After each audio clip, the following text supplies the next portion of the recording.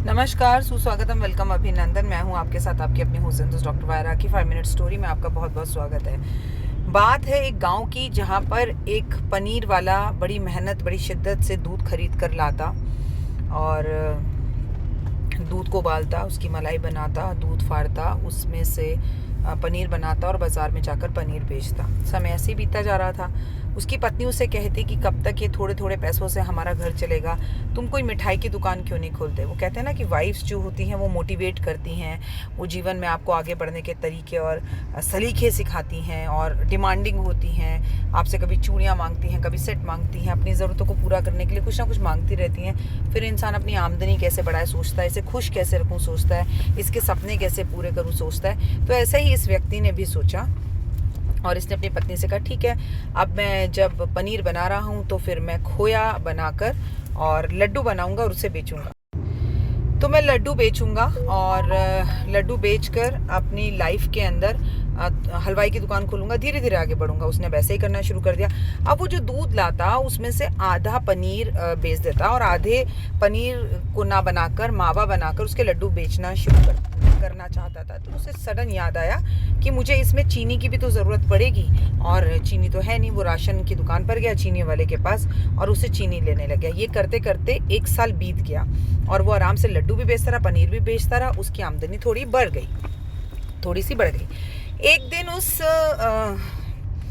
चीनी जिस व्यक्ति से लेता था उस दुकानदार ने कहा कि मैंने पूरे गांव में सुना है कि तुम्हारे मावा के जो लड्डू होते हैं ना बड़े शानदार होते हैं। मेरी पत्नी ने कहा है कि मैं जो है लड्डू तुम लेकर आना, तो तुम कल जो भी लड्डू बनाओगे सारे लड्डू मुझे दे देना।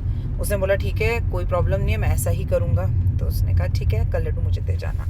तो वो कल गया, वो अगले दिन गया, सारे लड्डू जो उसने बनाए थे करीबन 1 किलो थे, लाकर उसने उस जिस व्यक्ति से दुकानदार से चीनी खरीदता था उसे दे दिए। अगले दिन जब वो उस दुकानदार के पास पहुंचा तो दुकानदार उसे मारने के लिए दौड़ा। उसे समझ में नहीं आया। उसने कहा ऐसा क्या हो गया, तो मुझे मार क्यों रहे हो। कह रहे क्योंकि तू चोर है। तो बोला कैसे चोर हूँ, क्या तूने मुझसे कहा कि ये 1 किलो है, जबकि ये 1 किलो नहीं, 1 किलो में 100 ग्राम कम है।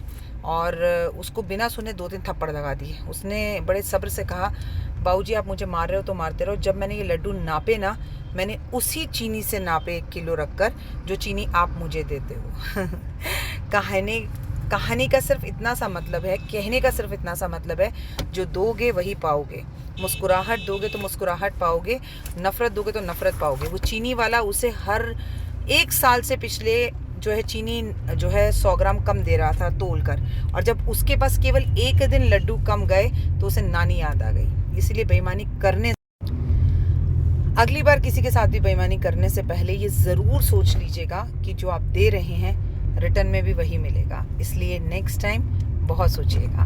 फिलहाल आपको कहानी कैसी लगी, आप लोग कैसे हैं, गर्मियाँ बहुत हैं, क्या आप अपने घर के आसपास पक्षियों के लिए, चिड़िया के लिए पानी भर के रख रहे हैं, और नहीं रख रहे तो अभी रखना शुरू कर दीजिए, क्योंकि जब ही जागो तभी सवेरा। कहानी मुझे तो बहुत अच्छी लगी और ये भी बता दूं कि कहानी आप में से ही किसी ने मुझे भेजी और मुझे कहानी का बहुत आनंद आया।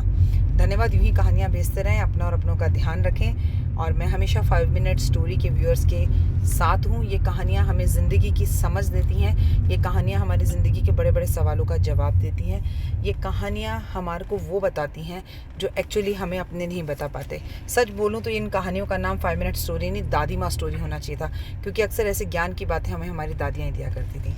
अपना और अपनों का रखिएगा ध्यान। दिन रहे शुभ। जय माता दी।